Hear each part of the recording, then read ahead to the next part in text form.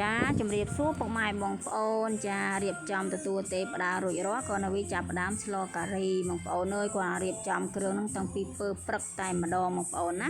ចាយើងរៀបចំទទួលទេផ្ដាថ្ងៃទី13បងប្អូនអើយចារៀបឲ្យរួចរាល់ថ្ងៃទី14ម៉ោង10:40នាទីក៏យើងទទួលទេផ្ដាអញ្ចឹងបងប្អូនក៏នៅវាចាឆ្លៀតឆ្លចាបងប្អូនណាចែក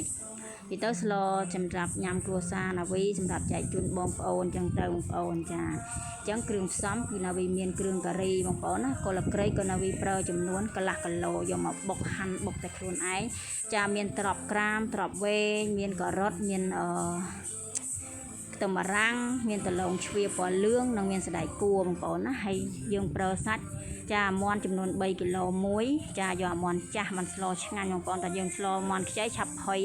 ចាហើយណាវីលាយជាមួយជើងជ្រូកឆ្អឹងខ្មងមានឈាមមាន់ចាឈាមមាន់ចំនួន7ដុំបងប្អូនចាហើយនឹងចំនួននិយាយទៅជើងមាន់ទៀតបងប្អូនណាវីស្លលាយគ្រប់មុខតែម្ដងរសជាតិគឺឲ្យអួយខ្ទិះដូង3គីឡូបងប្អូនណាចាដាក់ចំនួន3គីឡូចាបានរសជាតិគឺឆ្ងាញ់ស្អែកឡើងថើម1គីឡូទៀតអញ្ចឹងវាអស់ចំនួន4គីឡូបងប្អូនណាចាណាវីឆ្លឆ្នាំងធំបងប្អូនឡើងហៀឆ្នាំងតែម្ដងជាផ្សេងដែរដាក់ទ្រប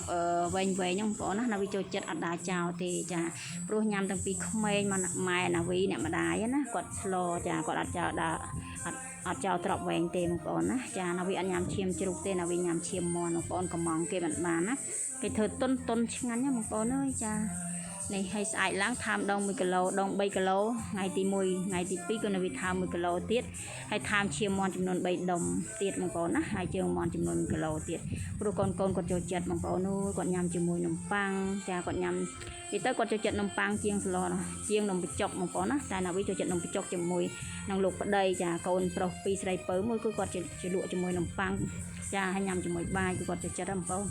ចាអញ្ចឹងណាវីស្លអញ្ចឹងទៅដួសចែកជូនបងជូនបងប្អូនទៅចានៅសល់កន្លះឆ្នាំងណាវីដាក់ថើមខ្ទិះថើមគ្រឿងឆាសាច់ឆាជើងឆាឈាមហ្នឹងដាក់ចូលម្សៅទៀតចាអញ្ចឹងចារសជាតិគឺមិនភ្លេចនិយាយទៅមិនភ្លេចរសជាតិមិនបានទេបងប្អូនទឹកដៃលោកប្តីនឹងណាវីចា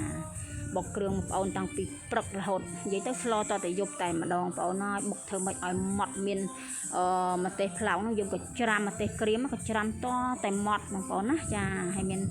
ចាផ្កាច័ន្ទយើងលីងមាន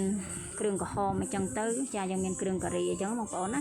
ចាណាវីប្រើដុំស៊ុបខ្នុរចំនួន3ដុំបងប្អូនព្រោះឆ្នាំងនេះធំមែនតែនចានេះចាប់ដើមស្លបងប្អូនរៀងយប់ឲ្យថតវីដេអូហ្នឹងបងប្អូនចាអញ្ចឹងទៅអត់បាន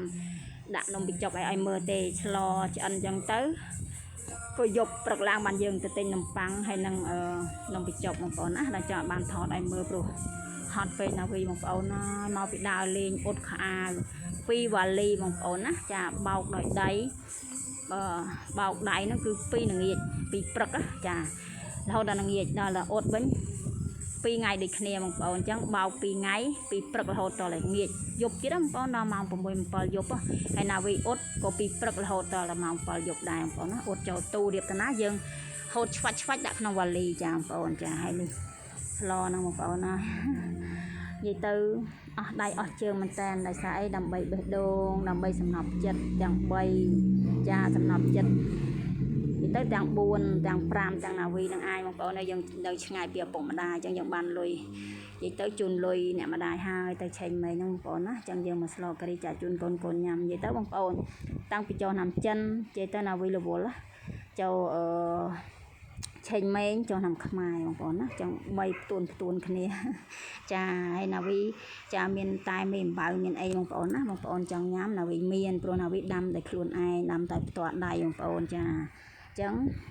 ណាវីធ្វើអីក៏ដោយបងប្អូនទោះតែស្អាតចាណាម៉ៃជាចម្បងតែម្ដងចាចឹងណាវីយកជូនបងប្អូនចាជូនគឺ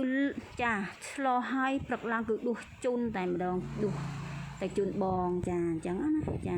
ហើយបានយើងញ៉ាំខ្លួនឯងចាបើអ្នកម្ដាយនៅចិត្តយើងដួសជូនអ្នកម្ដាយមុនបងប្អូនណាបានយើងទៅវត្តអញ្ចឹងទៅ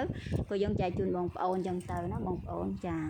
អញ្ចឹងណាវីមានតែប៉ុណ្ណេះទេបងប្អូនណាមកវិញផ្កាកុលាបចង់ងាប់អស់ចាស្រស់ស្រាយអញ្ចឹងណាវីមានតែប៉ុណ្ណេះទេជម្រាបលាជួបណាវីនៅវីដេអូក្រោយបាយបាយ